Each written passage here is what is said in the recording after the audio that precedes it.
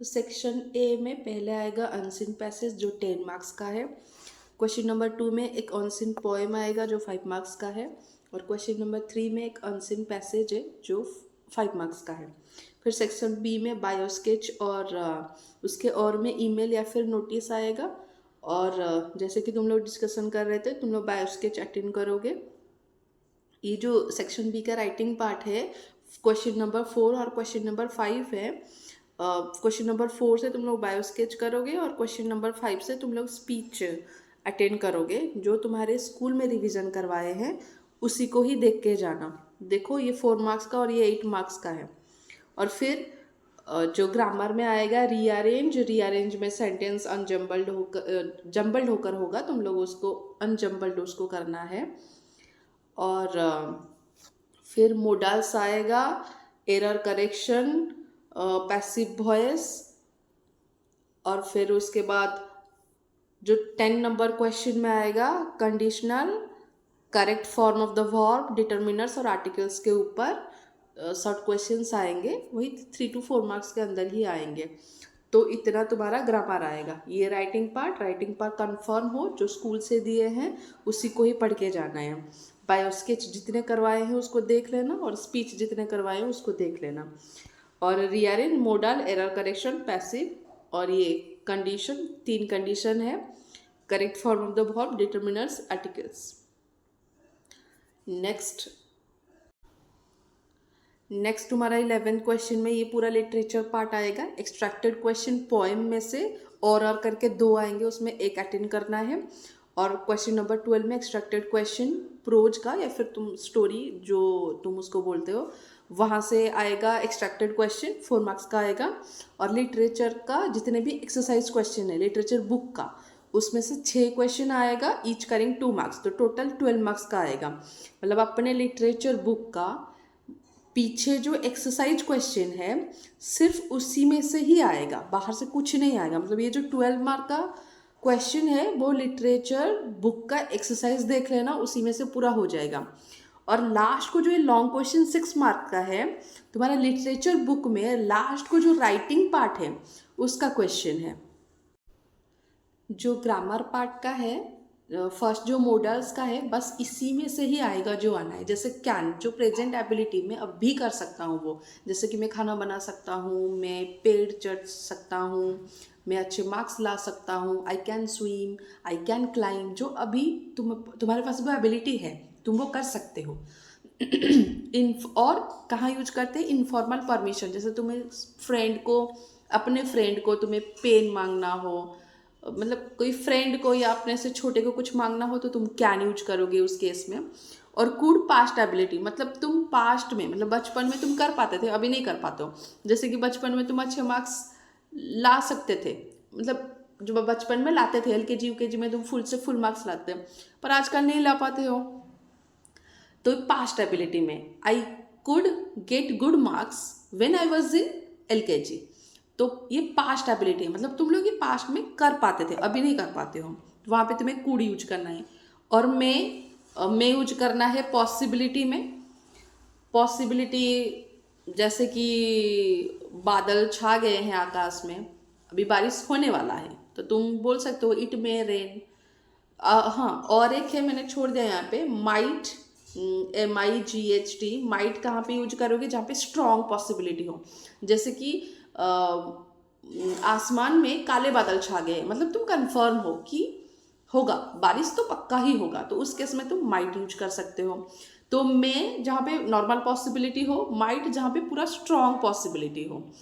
और मैं कहाँ पे यूज कर सकते हो? जो फॉर्मल परमिशन जहाँ होता है, जैसे स्कूल में तुम्हें टीचर का परमिशन लेना पड़ता है, वहाँ पे फॉर्मल परमिशन के लिए मे आई कम इन, मे आई गो आउट मैम, ऐसे करके कर सकते हो। फिर आया मस्ट जहाँ पे कंपलसरी होता है उस केस में लगाना। कंपलसरी मतलब कि तुम किसी से बुक लेके आए हो और तुम्हारा फ्रेंड बोल रहा है देख कल सुबह तक मेरा बुक मुझे दे देना, तो you must return my book till tomorrow morning, तो उस केस में तुम मस्ट यूज करना जहाँ पे कंपलसरी होता है। शुड तो पता है, सजेशन और एडवाइस में किसी को कुछ सजेशन दे रहे हो, एग्ज़ाम पास आ रहा है, you should read, you should do your homework on time, तो सजेशन या फिर किसी को एडवाइस दे रहे हो। और लास्ट वाला है साल विल, जो नॉर्मली फ्यूचर एक्शन में हम यूज करते हैं कि ये मैं करूँगा कि मैं करूँगी। तो बस इतने ही मॉडल्स आएंगे, can, could, may, must, should और साल विल। क्लास 6 के सिलेबस में बस इतना ही है। सिंगल क्वेश्चन आ सकता है या फिर पैराग्राफ में दिया होगा ऑप्शन के साथ, वहाँ से तुम्हें इसको करना है। तो मॉडल्स क्लियर। ये एक प्रीवियस ईयर का क्वेश्चन है, थोड़ा ओवरलुक कर दो, थोड़ा आइडिया हो जाएगा तुम्हें। तो देखो यहाँ पे फर्स्ट ग्रामर का दिया है, रीअरेंज करना है। Is man's the invention greatest perhaps will, जिसको अरेंज करके लिखोगे तो will is perhaps man's greatest invention. और जो बच्चे आज का क्लास मिस कर दिए हो, ये सब डिस्कशन हुआ है, पूछ लेना उनसे। मैं बस दिखा रही हूँ कि इस टाइप का करना है, इस टाइप का क्वेश्चन आता है। फिर ये वाला देखो, क्वेश्चन नंबर 8 वाला, children dash drink milk every day, मतलब ये मॉडल्स के ऊपर ऐसे पैराग्राफ में आएगा, ऑप्शंस दिया होगा, बच्चों को हर दिन मिल्क पीना चाहिए। तो ये तुम सजेशन टाइप का है, तो यहाँ पे शुड यूज करोगे। और बाकी का देखो, ये जो एक एरर करेक्शन का है, ये थोड़ा देख लो, थोड़ा डिस्कशन कर लेते हैं।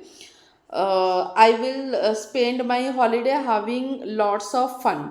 ठीक है, यहाँ पे जो फॉर यूज हुआ है, तो इनकरेक्ट के नीचे लिखना फॉर, और करेक्ट उसको क्या करना है, लिखना है। तो यहाँ पे ऑफ हो जाएगा। I will go out to play if the weather was fine, मैं बाहर खेलने के लिए जाऊंगा अगर वेदर ठीक रहा तो देखो यहाँ पे ईफ यूज हुआ है, तो ईफ मतलब कंडीशन के ऊपर यूज हुआ है। तो कंडीशन में हमारे पास 3 रूल्स थे। देखो यहाँ पे फर्स्ट वाले में विल यूज हुआ है, मतलब फ्यूचर यूज हुआ है, तो पक्का नेक्स्ट वाला जो होगा वो प्रेजेंट में ही होना चाहिए। पर देखो यहाँ पे वेदर वाज लगा है, तो यहाँ पे इनकरेक्ट में लिखोगे वाज, जो कि वाज नहीं होना था, जो कि ईज होना था।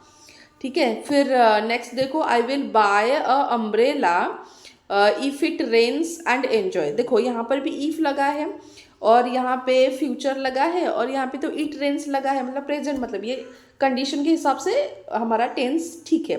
तो हम दूसरा ढूंढेंगे, आर्टिकल या फिर प्रीपोजिशन, ये सब कुछ गलत है क्या, हम यहाँ पे देखेंगे। तो देखो यहाँ पे अम्ब्रेला है, अम्ब्रेला से पहले आन लगता है, हमें पता है, यू वावेल है, उसके पहले आन लगेगा, तो इनकरेक्ट में ए लिख देना, करेक्ट में आन लिख देना।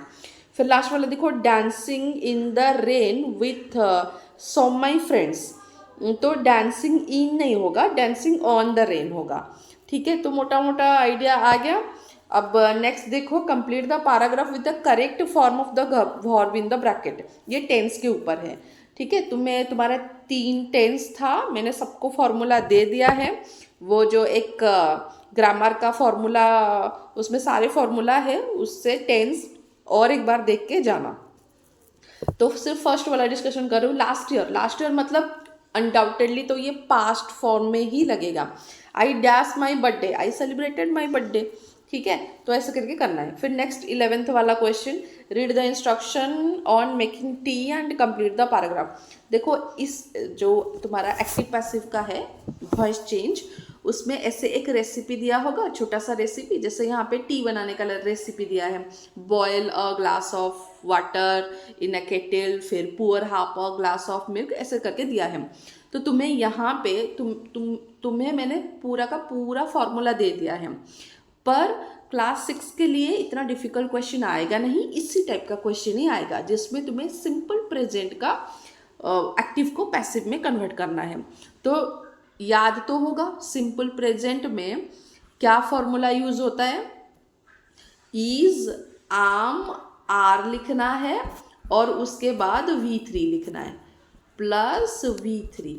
देखो यहाँ पे आई कहीं पर लगेगा नहीं, तो आम तो लगेगा ही नहीं, सिर्फ इज और आर। वर्ब देखोगे, सॉरी सब्जेक्ट देखोगे, अगर सब्जेक्ट सिंगुलर है तो इज लगाना, अगर सब्जेक्ट प्लूरल है तो आर लगाना, और फिर V3 लगा देना है। तो डिस्कशन कर दे रही हूँ।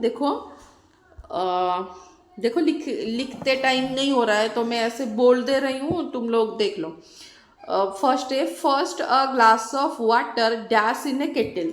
यहाँ पे देखो वाटर को क्या किया गया है, बॉयल, तो यहाँ पे लिखना वाटर, वाटर इज। ठीक है, वाटर इज, फिर बॉयल का थर्ड फॉर्म क्या होगा, बॉइल्ड, BOILED, बॉइल्ड। ठीक है, और जो रेसिपी रिलेटेड कुछ मेन वर्ब्स है जिनका पास्ट V3 फॉर्म तुम्हें आना चाहिए, मैं आज के क्लास में बच्चों को दे दिया हूँ, उनसे कलेक्ट कर लेना। ठीक है, ऐसे करके करना। ये सब्जेक्ट है, सब्जेक्ट को देख के इज और आर लगाना, आम तो लगेगा ही नहीं, इज और आर लगाना, और जो भी थर्ड फॉर्म होगा, जो भी मेन वर्ब होगा उसको V3 फॉर्म में लिख देना, तो ये हो जाएगा। फिर नेक्स्ट वाला देख दो, half a glass of milk dash, when A water is boiling half a glass of milk is, देखो मिल्क क्या करना है यहाँ पे, पोर करना है, तो मिल्क इज पोर्ड। और लास्ट वाला देखो, टी पाउडर एंड शुगर, दो चीज डालना है, टी पाउडर भी डालना है, शुगर भी डालना है, तो आर लगाना है, यहाँ पे दो है ना, आर, इनको क्या करना है, पाउडर एंड शुगर ऐड करना है, तो आर एडेड हो जाएगा, थर्ड वाला हो जाएगा आर एडेड, कंप्लीट। फिर देखो लिटरेचर पार्ट, लिटरेचर पार्ट में देखो ऐसे एक्सट्रैक्टेड क्वेश्चन दिया होगा, we shall open factories and school, we shall never be lazy और वेरी, देखो हर एक वर्ड का मीनिंग तुम्हें आना चाहिए, वेरी क्या है, जेनरस क्या है, स्पीक, फैक्ट्री, स्कूल, ट्रूथ, ये तो तुम्हें आता है। तो सबके बुक में देखना, मैंने हर वर्ड का मीनिंग लिखा हुआ है, सबके बुक में लिखा हुआ है, उसको अच्छे से देखना, क्योंकि एंटोनिम, सिनोनिम ये सब पूछ लेता है, तो उसको अच्छे से देख के जाना। और जितने भी तुम्हारे पोएम है, प्रोज है, सबका राइटर और पोएट का नाम पूरा लर्न करके जाना, एक क्वेश्चन तो पक्का आएगा उसमें से, तो देखो उसके रिलेटेड ये क्वेश्चंस है। ठीक है, तो ऐसा करके क्वेश्चंस आते हैं। ये और एक सेट क्वेश्चन है, कहाँ गया रे, ये और एक क्वेश्चन सेट क्वेश्चन है। ठीक है, तो ये तुम कर लोगे, एक्सट्रैक्टेड वाला तुम कर लोगे। और ये देखो 13 वाला देखो यहाँ पे ब्रैकेट में लिख भी दिया है कि ये कौन से चैप्टर से है, तो ये तुम्हारे बुक का एक्सरसाइज जो क्वेश्चन है लास्ट को, उसी का ही है। लास्ट वाला क्वेश्चन देख लो, जो 15 नंबर वाला 6 मार्क्स का आता है, तुम्हारे बुक में जो राइटिंग पार्ट है ना, उसी का ही ये सब क्वेश्चन है। तो मैं फिर भी जितना भी है उतना मैं डिस्कशन कर, देखो ये वाला जो लास्ट वाला पूरा लास्ट वाला चैप्टर है, उसी का राइटिंग स्किल्स है। Imagine yourself to be Gilchrist, मान लो तुम गिलक्रिस्ट हो, write a letter to the educational officer informing him about your decision of not taking the scholarship paper. ठीक है, तो तुम गिलक्रिस्ट हो, तुमने पेपर चीटिंग से ले लिया था, अब तुम्हें रियलाइजेशन हो रहा है और तुम पेपर नहीं दोगे। तो और तुम्हें पता है ना पूरा फुल स्टोरी, क्यों गिलक्रिस्ट ने अपना मन बदल लिया, क्यों उसने बोला कि नहीं अभी मुझे एग्ज़ाम नहीं देना है। ठीक है, तो जो भी है, मान लो तुम गिलक्रिस्ट हो और तुम्हें एजुकेशनल ऑफिसर के पास एक लेटर लिखना है जिसमें तुम बोल रहे हो कि तुम पेपर अटेंड नहीं कर रहे हो। तो आंसर में देखो यहाँ पे यूनिवर्सिटी, हॉस्टल, मतलब पहले गिलक्रिस्ट जहाँ से है वहाँ का एड्रेस देना है, फिर डेट डालना है, फिर एजुकेशनल ऑफिसर, यहाँ पे ABC यूनिवर्सिटी दे दिया है, तुम कोई भी, क्योंकि क्वेश्चन में तो कोई भी नहीं दिया है कौन सा यूनिवर्सिटी, तुम यहाँ पे उत्कल यूनिवर्सिटी डाल सकते हो। फिर सब्जेक्ट, क्या subject is very much important, किस सब्जेक्ट के ऊपर तुम्हें लेटर लिख रहे हो, तो withdrawal from the scholarship paper, मतलब तुम स्कॉलरशिप पेपर नहीं दे रहे हो। फिर सर करके स्टार्ट करना है, it is inform you that in a weak moment I committed the crime and tampering with a scholarship examination question paper but should realise my mistake, मतलब मैंने ऐसे मिस्टेक करके क्वेश्चन पेपर ले लिया था, चुरा लिया था, पर अब मुझे रियलाइजेशन हो रहा है कि मैंने जो किया वो गलत था, therefore I have decided that I am not going to take the scholarship paper। अब मुझे रियलाइजेशन हो रहा है तो अब मैं नहीं दूंगा पेपर, क्योंकि अगर मैं दे दूंगा तो फिर मैं तो पास कर ही जाऊंगा, पर एक्चुअली में अगर और कोई बच्चे को स्कॉलरशिप चाहिए और मेरे से ज़्यादा टैलेंटेड है उसको नहीं मिला तो ये फिर नाइंसाफ़ी होगा। तो I request you to allow me to do so, I shall be ever grateful, thank you, your sincerely Gilchrist. ठीक है, ये एक क्वेश्चन है। और ये दूसरा question, imagine yourself to be a newspaper reporter who witnessed Attila blocking the way of Ranga. ये story तो पता होगा। मान लो तुम एक न्यूज़पेपर रिपोर्टर हो और जब रंगा पकड़ा गया तब तुम वहाँ पर थे और तुमने पूरा देखा कैसे अटीला रंगा के फ्रंट में आ गया और रंगा कैसे पकड़ा गया। फिर write a newspaper report describing the brave act of Attila. हालांकि जो कि गलत है मतलब एक्चुअली अटीला, तुम्हें तो स्टोरी तो पता है ना कि अटीला एक्चुअली में उसको रोका नहीं था। अटीला सोचा कि मुझे छोड़ के चला जाएगा, इसीलिए उसके फ्रंट में चला गया था। पर बाकी लोगों को लगा कि अटीला पूरा हीरो वीरो बन के उसको रोक लिया है। तो देखो आंसर कैसे स्टार्ट करना है। A brave dog helps catch a thief by, यहाँ पे राम लिखा गया है। देखो यहाँ पे क्वेश्चन में वो रिपोर्टर का नाम नहीं लिखा है, तो तुम अपना नाम लिख सकते हो। यहाँ पे बाय राम लिखा है, तुम अपना नाम लिख सकते हो। जैसे तुम्हारे क्लास में सबसे इंटेलिजेंट बच्चा आशुतोष, आशुतोष तो अपना नाम लिख देना। कोई भी किसी का नाम लिख सकता है या फिर खुद का नाम लिख सकते हो। नहीं, यहाँ पे लिखा है imagine yourself to be a newspaper reporter. इसका मतलब तुम्हें खुद का नाम ही लिखना है। ठीक है, सौम्य तुम अपना नाम लिखना, रुद्र तुम अपना नाम लिखना, प्रतीक बेटा तो अपना नाम लिखना और किसी का नाम नहीं लिखना। अगर इस टाइप का क्वेश्चन आया तो लिखना बाय प्रतीक और ब्रैकेट में लिख देना रिपोर्टर। फिर ये जिस डेट का था कोई भी डेट डाल दो, कोई प्रॉब्लम नहीं। टुडे अ ब्रेव बॉय, तो देख लो ऐसे करके लिखना है और लास्ट को ऐसे ही was chased by a dog the police are, ऐसे करके लिखना है। तुम्हारे पास तो है होगा आंसर, ऐसे लिख देना। फिर नेक्स्ट क्वेश्चन है imagine yourself to be Attila. ये क्वेश्चन तुम्हारा लास्ट ईयर भी आया था, PT2 में भी आया था। Write a letter to one of your friend imagine your displeasure over your friend Ranga's imprisonment. मतलब मान लो तुम वो कुत्ता हो जिसका नाम था अटीला और तुम्हारा जो फ्रेंड है रंगा, उसको पुलिस ने पकड़ लिया, जेल में डाल दिया। तुम्हें वो पसंद नहीं लगा तो तुम एक डायरी एंट्री लिख देना। तो यहाँ पे diary entry imagine light letter sorry, तुम्हें तुम्हारे एक फ्रेंड को लिखना है, डायरी एंट्री नहीं देना है। तुम्हें तुम्हारे एक फ्रेंड को लेटर लिखना है। तो तुम कुत्ता हो मतलब कुत्ते को ही तो दोगे लेटर। तो यहाँ पे लिख दिया डियर फ्रेंड टॉमी, फिर करके देख लो, ये पढ़ लेना, लिख देना, ऐसा करके लिखना है। और लास्ट को योर लविंगली कुत्ता अटीला, ऐसे करके लिख देना। और एक क्वेश्चन देख लो यहाँ पे, on the occasion of Van Mahotsav prepare a speech to be delivered in the morning assembly on the topic save trees save life. ये भी एक इंपॉर्टेंट क्वेश्चन है। Good morning respected teachers and my dear friends, ऐसा करके जो लिखना है लिख देना, बनो महोत्सव के ऊपर जो आते हैं। ये और एक क्वेश्चन है, देखो imagine yourself to be Rupa, write a diary entry expressing your feelings on your stage performance as Hanuman on the annual day function. तो तुम रूपा हो, तुमने जो तो परफॉर्मेंस दिया उसको तुम्हें क्या करना है, डायरी एंट्री डालना है। तो यहाँ पे संडे कौन से डेट में तुम कर रहे हो, डे में डेट, फिर टाइम, फिर dear diary, I am very happy today, I got a chance to perform on the stage. जो तुम्हें लगता है वो तुम लिख देना, बस सेंटेंस तुम्हारा करेक्ट हो और लास्ट को लिख देना रूपा, क्योंकि क्वेश्चन में है कि इमेजिन योरसेल्फ टू बी रूपा। और ये लास्ट में थोड़ा डिस्कशन कर देते हैं कुछ पोएटिक डिवाइसेस, जो कि एक क्वेश्चन आता है जो अनसीन पोएम में या फिर जो एक्सट्रैक्टेड क्वेश्चन है पोएम का, उसमें आता है, पूछ लेता है कि राइमिंग वर्ड क्या है पोएम का, पोएटिक डिवाइस क्या है। पोएटिक डिवाइस जो नॉर्मली तुम्हारा पूछा जाता है वो सिमिली और मेटाफॉर में से ही आता है, बाकी का नहीं आता।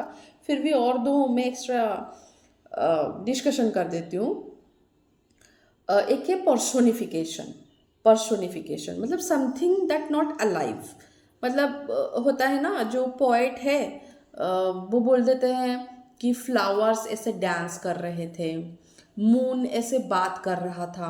तो नॉर्मली ये तो पॉसिबल नहीं है ना, तो वो मतलब एक उनका एक कविता लिखने का स्टाइल होता है, ऐसे वो इमेजिन करके लिखते हैं, तो उसको पर्सोनिफिकेशन बोलते हैं।